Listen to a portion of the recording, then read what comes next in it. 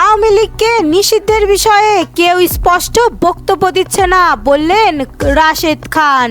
Islamic দলগুলোর মাথার উপরে কেউ যেন কাঁঠাল ভেঙে খেতে না পারে, বললেন জামাতের আমির। ইসলামের দলগুলোর মাথার উপরে আর যেন কেউ কাঁঠাল ভেঙে না খেতে পারে, সেই বিষয়ে সবাইকে সচেতন ও ঐক্যবদ্ধ হওয়ার আহ্বান জানিয়েছেন জামায়াত ইসলামীর আমির ডক্টর শফিকুর রহমান।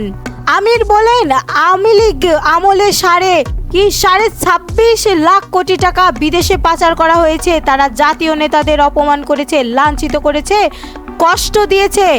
বিগত সরকার ওলামা একরামদের উপরে সব থেকে বেশি আক্রোশ মিটিয়েছেন উল্লেখ করে শফিকুল রহমান বলেছেন, হাজার হাজার ওলামারে এক মার্কে মিথ্যা মামলার জেলে দিয়ে লাঞ্ছিত করা হয়েছে। কুরআনের হাফেজদের নির্বিচারে গুলিতে হত্যা করানো হয়েছে। শাপলা চত্বরের ঘটনায় দেশবাসী ভোলেনি, ভুলবেও না।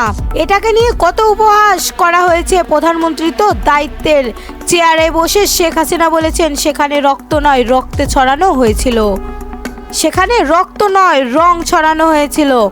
তিনি বলেন, বিপ্লবের পর ইসলামিক দলগুলো পাহারাদারের কাজ করছে। দেশের নিরাপত্তা ব্যবস্থা এমন হওয়া উচিত, মসজিদ যদি পাহারা দেওয়া না লাগে, মন্দিরেও যেন পাহারা দিতে হয়।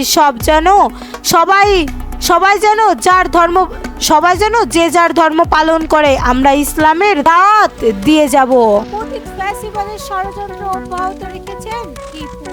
বিএনপির কেন্দ্রীয় সহ দপ্তর সম্পাদক সাইফুল ইসলাম টিপু বলেছেন, ফ্যাসিবাদী শেখ হাসিনার পতন হলেও তার দোসররা বাংলাদেশের মাটিতে এখনো ষড়যন্ত্র অব্যাহত রেখেছে। বিএনপির কেন্দ্রীয় সহ দপ্তর সম্পাদক সাইফুল ইসলাম টিপু বলেছেন, ফ্যাসিবাদ হাসিনার পতন হলেও তার দোসররা বাংলাদেশের মাটিতে এখনো ষড়যন্ত্র অব্যাহত রেখেছে।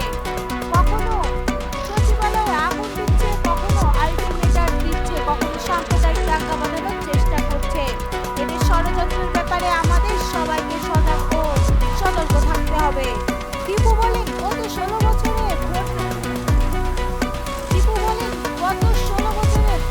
ভোটারবিহীন সরকার গুম করে হামলা মামলা দিয়ে জোর করে ক্ষমতায় থেকেছে।